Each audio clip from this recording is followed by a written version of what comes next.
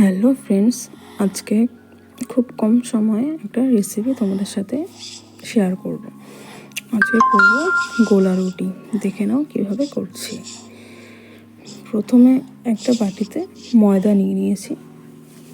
তারপর ময়দাতে গাজর, ক্যাপসিকাম, পেঁয়াজ এগুলো দিয়ে ভালো করে মিশিয়ে নিয়েছি। তারপর অল্প চিনি দিয়ে দিচ্ছি পরিমাণ মতো। তারপর নুন, লঙ্কার গুঁড়ো এগুলো দিয়ে জল দিয়ে ভালো মতন একটা ব্যাটার তৈরি করতে হবে। আর একটা ডিমও দিয়ে দিয়েছিলাম। দেখো ভালো মতন একটা ব্যাটার তৈরি করে নিচ্ছি।